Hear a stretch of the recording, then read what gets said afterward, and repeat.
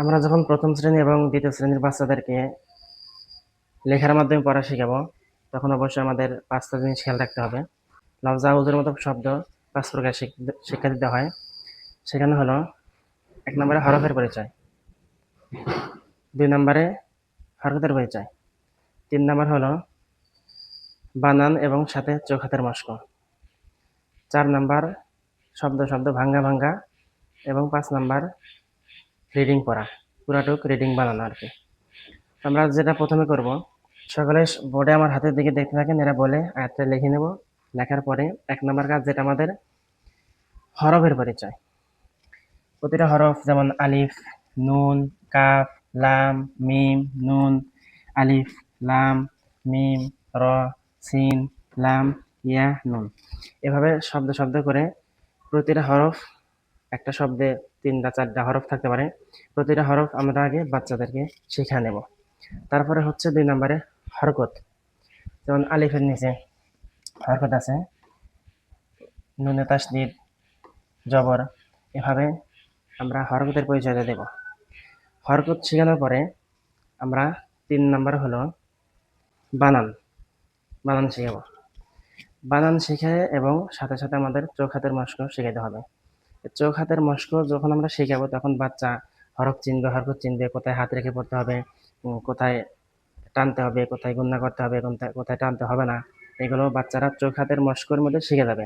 আমরা অনেকে যেটা করি আর কি, ৩ নম্বরে বানান শিখিয়ে চোখ হাতের মশকটা আমরা শিখে না, এটা ভুলে যাই বা যে কোনো কারণে হয় না। তো আমাদের ৩ নম্বরে অবশ্যই বানান এবং সাথে পাশাপাশি চোখ হাতের মশক থাকতে হবে। ৪ নম্বরে এরা ভাঙ্গা ভাঙ্গা উচ্চারণ, একটা শব্দ ভাঙ্গিয়ে ভাঙ্গিয়ে উচ্চারণ করবেন। ৫ নম্বরে হলো পুরা শব্দ। আমাদেরকে ১ নম্বরটা আমরা বুঝি। বাচ্চাদেরকে আমরা যেভাবে পড়াবো, সকলে বোর্ডে আমার হাতের দিকে দেখতে থাকেন। ১ নম্বর হলো আলিফ, নুন, কাফ, লাম, মিম, নুন, আলিফ, লাম, মিম, র, সিন, লাম, ইয়া, নুন। এটা হলো আমাদের ১ নম্বর কাজ, হরফের পরিচয়। ২ নম্বরে হরকতের পরিচয়। হরকতের পরিচয় দেওয়ার পরে আমরা ৩ নম্বরে আসবো বানান। বানানটা হচ্ছে এরকমভাবে, আলিফে জের, নুনে তাসদীদ, ইন, নুনে জবর না, কাফে জবর কা, ইন না কা। এভাবে আমরা পুরো আয়াতটা বা পুরো একটা শব্দ আমরা সুন্দর করে বাচ্চাদের বানান শেখাবো। বানান শেখানোর পরে ৪ নাম্বার কাজ শুরু করার আগে আমাদের ৩ নাম্বারে আর একটা কাজ আছে, বানান পাশাপাশি চোখ হাতের মশক। চোখ হাতের মশক যখন আমরা বাচ্চাদেরকে শেখাবো তখন বাচ্চারা এরা আপনাদের ভেঙে ভেঙে অবশ্যই শিখতে পারবে। যেমন চোখ আলিফের জের থেকে নুনে তাসদীদে আসবে, হাত আলিফের নিচে নুনের নিচে আসবে, মুখে উচ্চারণ করিবে ইন, ইন, ইন।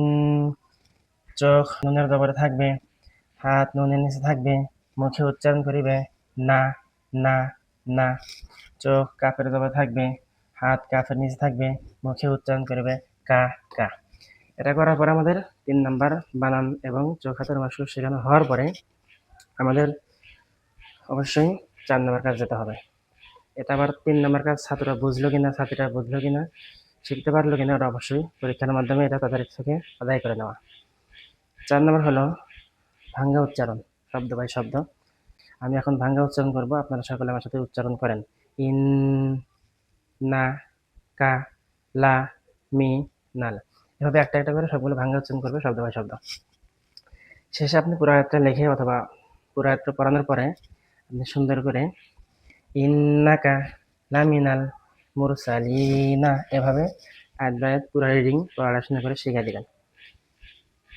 এখন হলো আমাদের সবক আদায় করা। পড়ানোর পরে এটা আপনি আবার সিলেটের মাধ্যমে ছাত্রদেরকে লেখাবেন সুন্দর করে। এভাবে বোর্ডে এই ৫ প্রকার শিখে দেওয়ার পরে এই ৫ প্রকার আবার সিলেটে ছাত্রদের থেকে আদায় করে নেবেন। তাহলে আশা করা যায় যে একজন বাচ্চা ছাত্রছাত্রী আপাতত অন্তত সুন্দর করে দেখে দেখে পড়াটা, আরবি পড়াটা শিখতে পারবে।